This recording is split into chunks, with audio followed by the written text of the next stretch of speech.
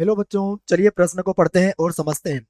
किसी वस्तु का आकार जो आंखों को प्रतीत होता है सीधे तौर पर निर्भर करता है वस्तु के अपने आकार पर, आंखों से वस्तु की दूरी पर, आंखों की पुतली के आकार पर, रेटिना पर बने प्रतिबिंब के आकार पर। तो प्रश्न को हल करने से पहले प्रश्न के लिए हम मुख्य अवधारणा लिख लेते हैं। तो देखो, प्रश्न की मुख्य अवधारणा क्या होगी?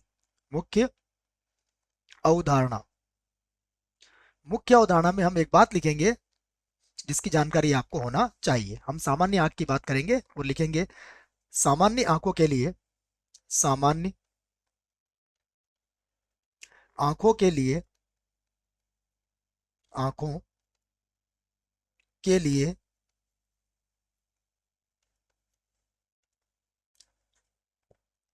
वस्तु का प्रतिबिंब, वस्तु का प्रतिबिंब, वस्तु का प्रतिबिंब कहाँ बनता है? रेटिना पर बनता है। हमें पता है इस बात, ये बारे में, इसके बारे में, रेटिना पर बनता है। इस आधार पर हम इस प्रश्न को हल करेंगे।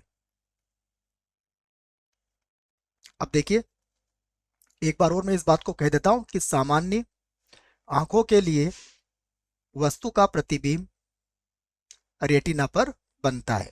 ये बात अगर हमें पता है तो देखिए अब प्रश्न को, अब हम क्या करते हैं, सबसे पहले एक नेत्रिका बनाते हैं और वहां से इसको समझने का प्रयास करते हैं। देखो, ये मान लीजिए मैंने कोई नेत्रिका बनाई, ये है नेत्रिका, और नेत्रिका के बाद हम यहाँ पर एक रेटिना और बना लेते हैं। इससे हमें और अच्छे से ये बात समझ में आ जाएगी।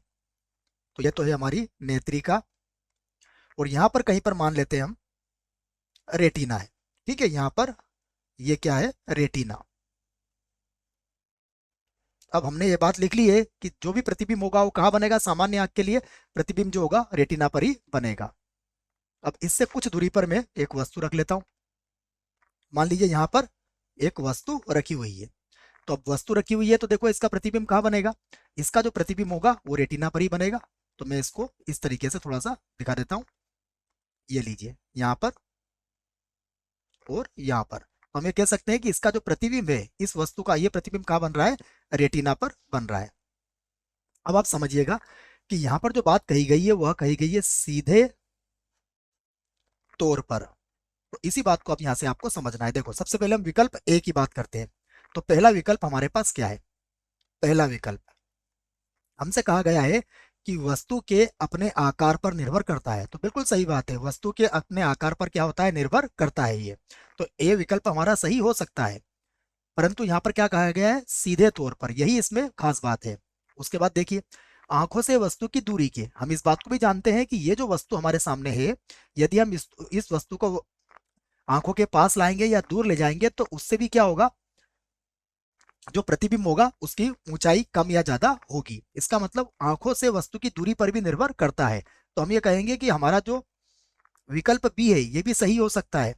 उसके बाद देखिए, आंखों की पुतली के आकार पर, अगर आंखों की पुतली बड़ी होगी तो उसका व्यास और त्रिज्या बढ़ेगी। तो उस स्थिति में भी हम कह सकते हैं कि उस पर भी निर्भर कर सकता है। मतलब विकल्प सी भी हमारे लिए सही हो सकता है। उसके बाद देखिए, कहा गया है रेटिना पर बने प्रतिबिंब के आकार पर। तो हम यहाँ पर कहेंगे कि विकल्प डी जो है वह भी सही हो सकता है। अब हमें देखना है कि इनमें से हमारा सीधे तौर पर कौन सा विकल्प सही होगा, क्योंकि बात इसमें केवल सीधे तौर पर ही है, अन्यथा ये सभी विकल्प आपको सही नजर आएंगे। अब आप देखिए, जब भी आप किसी वस्तु का प्रतिबिंब देखेंगे तो उसका प्रतिबिंब कहाँ बनेगा? रेटिना पर बनेगा। मतलब रेटिना पर जो प्रतिबिंब बनता है सीधे तौर पर वही हम देख पाते हैं। इस बात को समझिएगा आप, रेटिना पर जो प्रतिबिंब बनेगा उसे ही हम सीधे तौर पर देख पाएंगे। इस आधार पर हम कहेंगे कि हमारा जो विकल्प डी होगा वो क्या होगा? बिल्कुल सही होगा। बात आपके समझ में आ गई होगी। विकल्प ए बी सी डी में से सीधे तौर पर अगर बात कही जाए तो रेटिना पर बने प्रतिबिंब के आकार पर ही हम वह निर्भर करेगा कि वह बड़ा है या फिर छोटा है। ठीक है, आशा करता हूं आपको इस प्रश्न का उत्तर समझ में आया होगा। धन्यवाद।